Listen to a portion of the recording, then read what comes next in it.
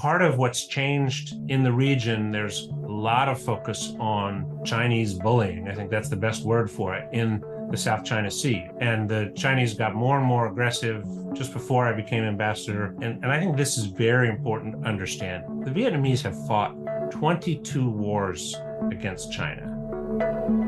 President Biden's visit to Hanoi in September marked a shift in U.S. Vietnam relations, elevating their status to a comprehensive strategic partnership, a status that Vietnam already had with China and Russia.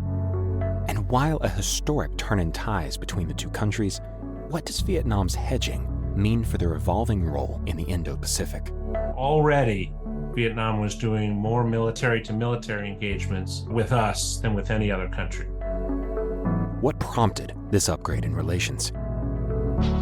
How might Vietnam's stance influence the complex power balance among the United States, Vietnam, and China? And what could this all mean for the Indo-Pacific's stability in the long run? This is Global Insights by Network 2020.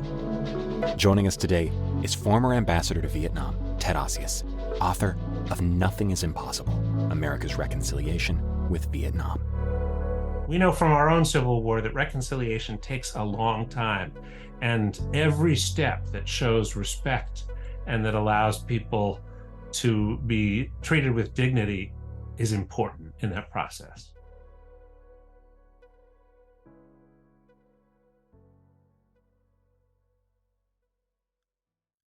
Moderating the discussion is Courtney Doggett, president of Network 2020. If we could just start off where I usually like to start, which is just trying to get a general scene setter. Obviously, it's hard to go into all of the history in such a short time, but if you could just give us all a sense from your perspective, what are some of the key milestones in the evolution of diplomatic relations between the U.S. and Vietnam? What are some of those challenges and shifts that have ultimately led to this very recent upgrade in status to a comprehensive strategic partnership? Okay, thanks, Courtney. Well, I guess I'd start when Elizabeth Sherrier was an FSO in the mid-90s, and the decision was made to normalize diplomatic relations with Vietnam. And it was a complicated decision politically. It was the era in which most Republicans did not want. It was very difficult if you were a Republican in particular to be in favor of normal diplomatic relations.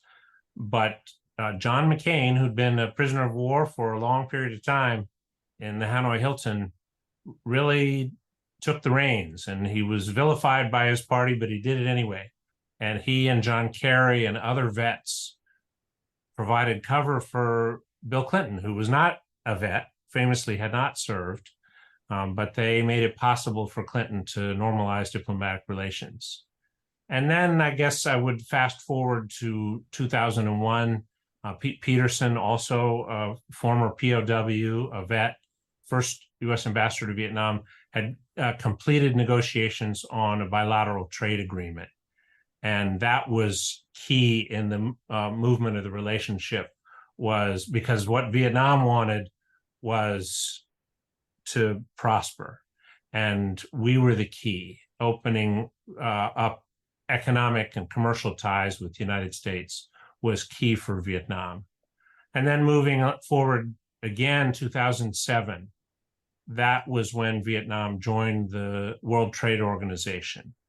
And that was with a lot of support from the United States, including technical support. In fact, all the work that had gone into the bilateral trade agreement helped the Vietnamese get ready for WTO membership. And by the following year, 2008, foreign direct investment in Vietnam really took off. So I guess then move forward a little further, 2013, the president of Vietnam, Trung Tan Sang, came to Washington and sat down with President Obama, and they declared a comprehensive partnership between the two nations. And that was kind of where I started returning to Vietnam. I was able to go out the following year as the sixth U.S. ambassador to Vietnam. And the most consequential thing I did in my time in Vietnam was facilitate a visit by General Secretary Nguyen Phu Trong to Washington, to the Oval Office in July 2015. And that really allowed things to take off. Once President Obama had said, we respect different political systems, which was code for we're not going to try to overthrow your government. The Vietnamese government felt very comfortable in developing relations with us across all spheres, across all areas of engagement. And then I guess one more milestone that's probably worth mentioning is that in 2018, the first U.S. aircraft carrier since the war stopped in Vietnam in Da Nang. It was actually the first of 3 visits by aircraft carriers over the next 5 years. And I think that was also pretty significant. And then 2023, double upgrade. We moved from being a comprehensive partnership to a comprehensive strategic partnership, skipping the middle rung, which is a strategic partnership, moving so that the United States was with a very small group of countries that have a comprehensive strategic partnership with Vietnam, just the U.S., China, India, South Korea, and Japan, and us. So I'd say that's a snapshot of what happened over the last 30 years that brought the two countries together. Terrific. Thank you. And I know there's so much that one can zoom in on within those different decades. But where I would like to zoom for the next question is this second rung up on the comprehensive strategic partnership. So how do you interpret the significance of this elevation of relationship, this jumping of 2 rungs? And obviously the key diplomatic outcome of President Biden's visit to Vietnam is this relationship, but how do you see this fitting into the overall bilateral relationship? Well, first of all, it is a big deal. The president bypassed the ASEAN summit in Jakarta and went to Hanoi for this what I call a double upgrade in the relationship.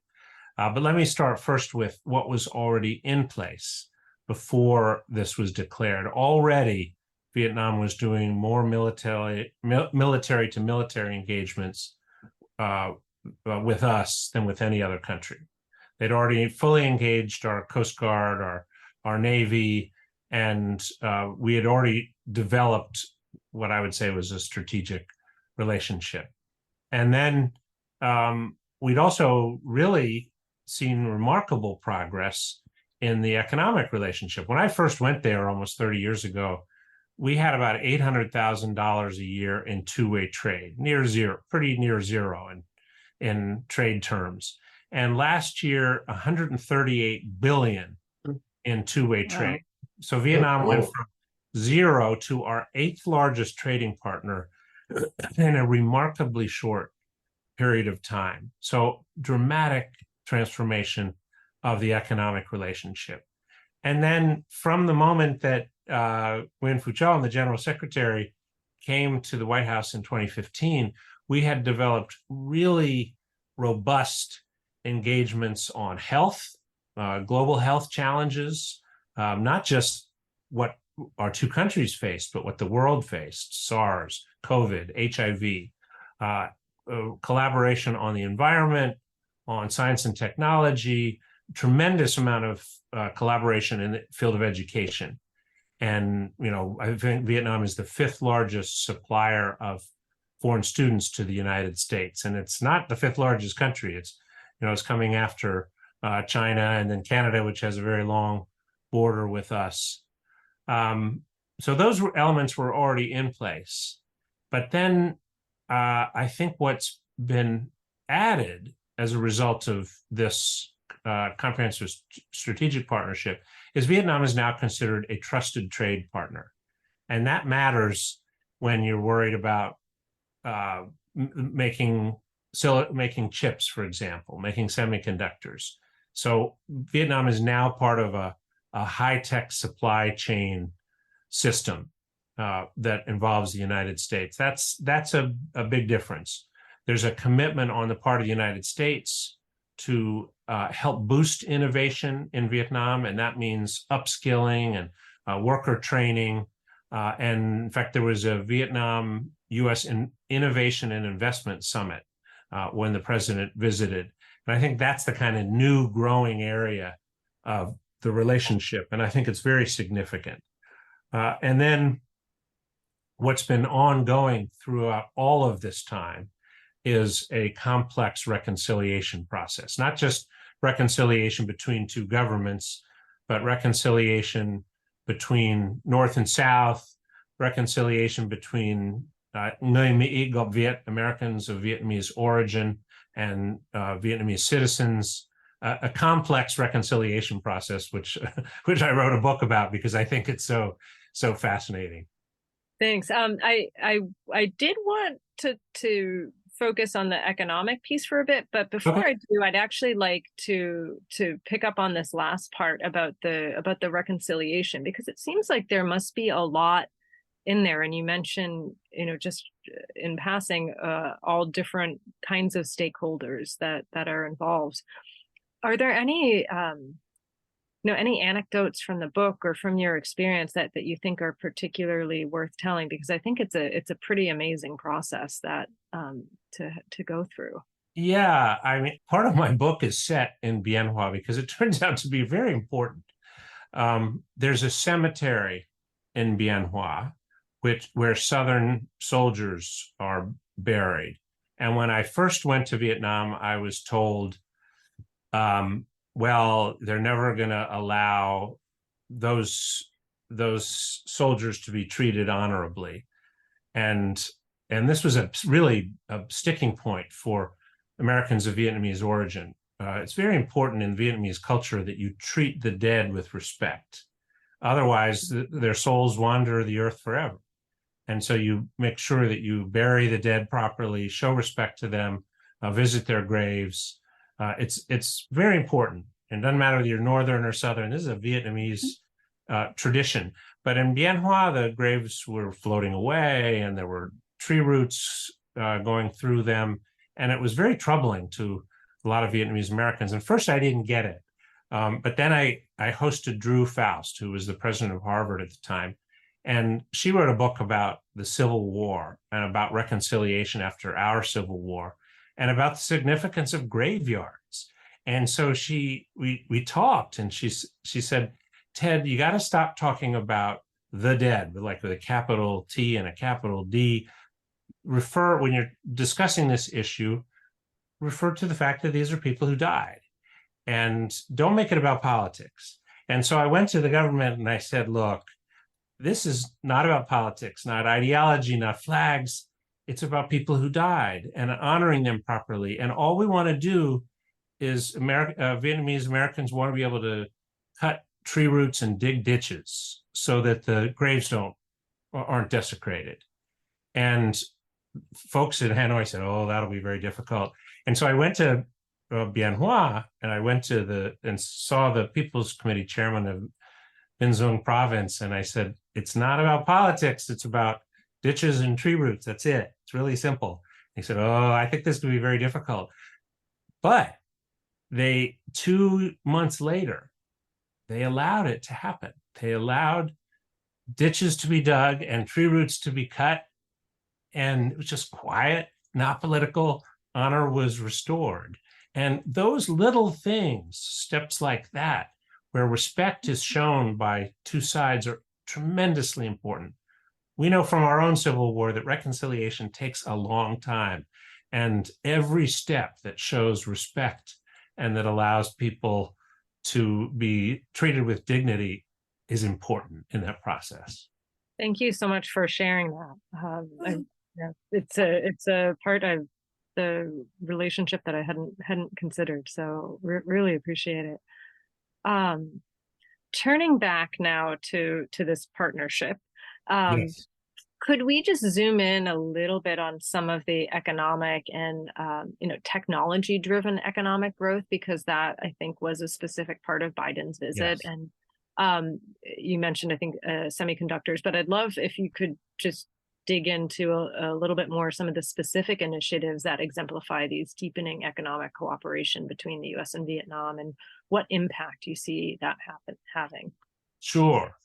Well, when they created this newly upgraded partnership, there was a specific identification of science, technology, innovation, and digital cooperation as new breakthroughs in the relationship.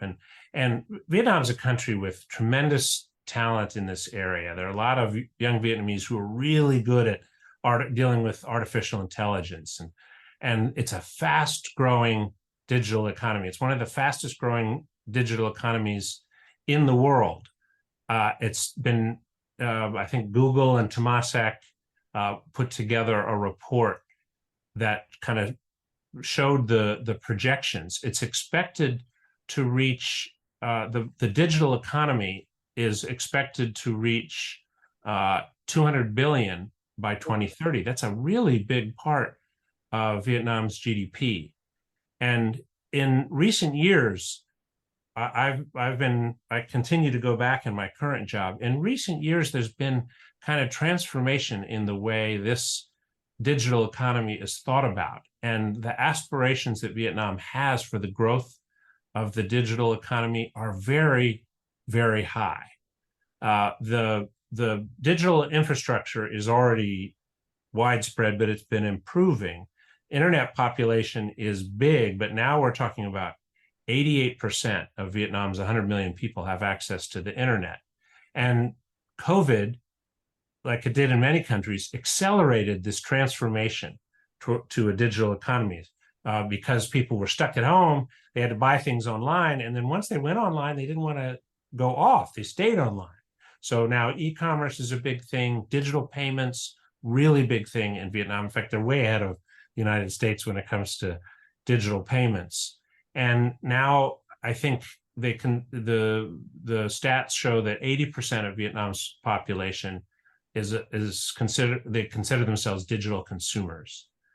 And so the partnership focused on this idea of taking advantage of these aspirations. And the United States is supporting Vietnam's development of its high-tech workforce, supporting enhanced digital infrastructure, and then speeding up the development of the semiconductor industry so that Vietnam can be part of that high-value supply chain. And some companies like Intel were already there, but they were doing kind of simple steps, and now it's getting more and more complicated what Vietnamese engineers and talented Vietnamese innovators can be involved in that high-tech supply chain. In fact, our council, the U.S. ASEAN Business Council that I run, is organizing our first digital economy mission to Vietnam next week, and a lot of companies are joining. And I'll tell you, it was a big part of the mission that I led last year, the focus on digital. The idea is to unlock the potential of digital innovation and economic growth driven by technology. So I think it's a dynamic space, really interesting, and I think was greatly enhanced by this new comprehensive strategic partnership. Great, thank you. And obviously this upgraded comprehensive strategic partnership does not exist in a vacuum. Right. So with these deepening ties between the U.S. and Vietnam, the sort of elephant in the room is China. Yes. What are the geopolitical implications of this partnership, and how might Vietnam's role evolve in the broader regional power dynamics between the U.S., Vietnam, China, and other countries? Well, it's been evolving. When I first went to Vietnam 30 years ago, its diplomacy was not terribly sophisticated. The country hadn't been open really to the rest of the world, and that has changed dramatically. Vietnam's diplomats are, I think, the best in the region. Vietnam now is really the kind of strategic driver of ASEAN, the Association of Southeast Asian Nations. The Vietnamese tend to be low-key about their diplomacy. They don't get a lot of headlines or draw attention to themselves, but they've become the behind-the-scenes leader of Southeast Asia, and their diplomats are very effective and very sophisticated. Part of what's changed in the last, I guess, since about 2011, is that in the region there's a lot of focus on Chinese bullying. I think that's the best word for it, in the South China Sea, or what the Vietnamese call Biển Đông, the East Sea. And the Chinese got more and more aggressive. Just before I became ambassador, they sent an oil rig into Vietnam's exclusive economic zone. There were protests all over the South. Chinese factories were burned. And anything that had an American flag, people let it go by and were supportive and respectful. This is because, and I think this is very important to understand, the Vietnamese have fought 22 wars against China. The war with us, the war with France, those were kind of afterthoughts. The fighting for millennia that Vietnam has done to establish its independence, its autonomy, has always been with China. And every city, village in Vietnam has a Ba Chiu Street or Hai Ba Trung Street, or they're named after heroes, all of whom fought the Chinese. Maybe there's a General Giap Street somewhere, but it's not the people who fought the United States. The national heroes are people who fought China. And the last war of the 22 wars, the last one was from 1979 to 1992. That's not that long ago. Thousands of people died every year in the north along the border with China. In fact, it was the last war that China has fought. And I think it is in the DNA of every Vietnamese person to resist foreign domination, especially by China. And so you might ask, well, then how did we end up talking about, domino theory? Well, we blew it. The people who could have actually educated our presidents on Asian history had all been driven out of the State Department by Joe McCarthy. And these decisions were made with very little understanding of the actual historic context of Vietnam-China relations. And then in modern day, and especially in the time since I've been engaged with Vietnam, there's been a growing collaboration in the security field between the United States and Vietnam. We're far away. We don't threaten Vietnam in any near-term way. But the Vietnamese can't move too fast in their relationship with us because Chinese are still up there. That big long border is still they're like, I guess, the way Mexico must look at us. I mean, they're the 800-pound gorilla on the northern border, and the Vietnamese know that China can cause a great deal of pain, inflict a great deal of pain, and so they're careful to always calibrate their moves, be respectful to China, and not move too fast with the United States. All right, terrific. I feel like there's a lot to dig into there, and hopefully we can get, given your role with ASEAN at the moment, if you could just dig more specifically into Vietnam's role within ASEAN. I know you said that they're really taking on a leadership role, but I'd love to hear a little bit more about, how their own, multilateral diplomacy within that grouping is evolving, and what role they're playing and why. One of the ironies in my current position, I'll hear from like the Indonesians and the Thais who resent all the attention that Vietnam's getting. Mm-hmm. Vietnam is seen as the one to beat. That was not the way it was 30 years ago, when Vietnam was one of the poorest countries in Asia. But now it's clearly on the rise, and business is paying a lot of attention. But on the security side, which I think also matters when it comes to ASEAN, the bloc is divided on South China Sea. There are countries that care a great deal about South China Sea, including Vietnam and the Philippines. And then there are countries like Myanmar and the land-based ASEAN countries that aren't really interested in South China Sea. And so there's kind of a spectrum when it comes to dealing with China. I would say on one end of the spectrum, there's Philippines, our traditional ally, Vietnam, Singapore, which is kind of like an ally with the United States, but they tend to be very friendly to the U.S. Singaporeans are equivocal a lot of times, but there's kind of that end of the spectrum that I would say, especially look at Philippines and Vietnam, who tend to be pretty strong in their approach to China. And then in the middle, Thailand, Malaysia, Indonesia, Brunei, or somewhere they're trying to balance and have good relations with both the United States and with China. And then on the other end of the spectrum, you got Laos, Cambodia, which is really in the pocket of the Chinese, and Myanmar, which is also pretty much dominated by China. They tend to lean towards China, and they tend to vote the way the Chinese tell them to vote in the UN, and they when there's differences within ASEAN, they tend to follow the Chinese lead. Every single ASEAN nation wants the United States and China to get along. I mean, they want to balance those relations. But there's a saying in Southeast Asia, when the elephants fight, the grass gets trampled. And those smaller countries do not want to get trampled. There's another saying, which is when the elephants make love, the grass gets trampled. So they also don't want the United States and China to like form a G2 and be too close, but no one's worried about that right now. They do worry about the possibility of conflict. All right. Those are some great sayings. One final question. Just I'd love to return to your book because I love the story that you shared before.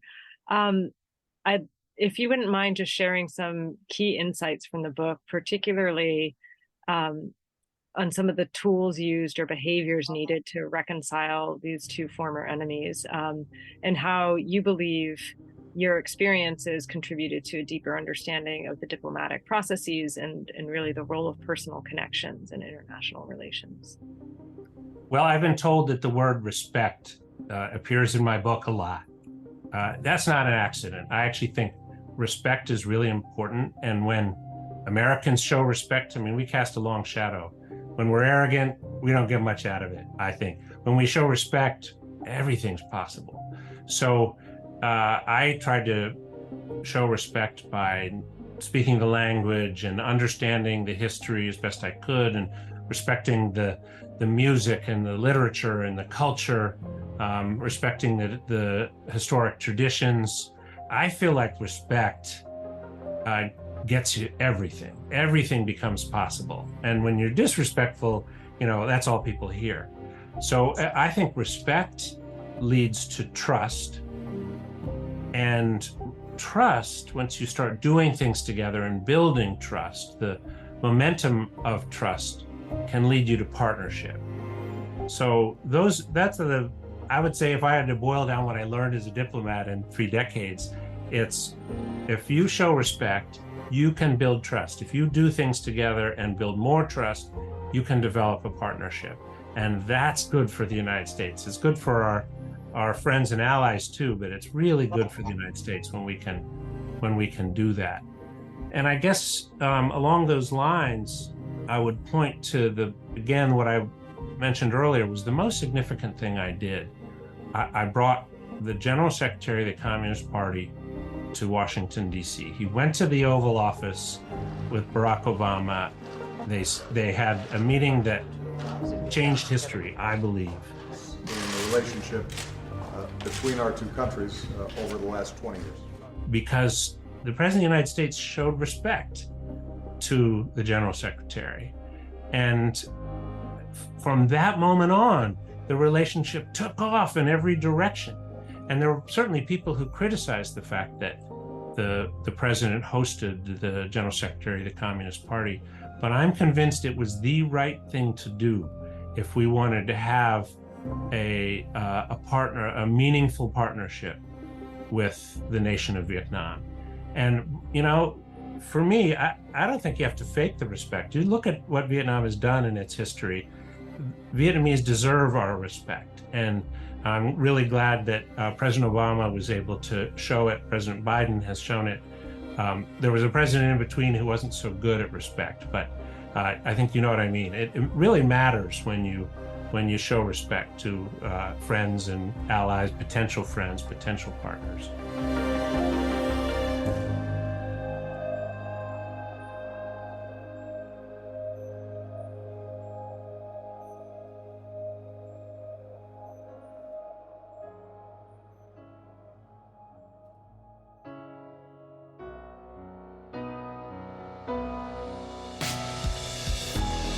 It's listeners like you who make Global Insights so special.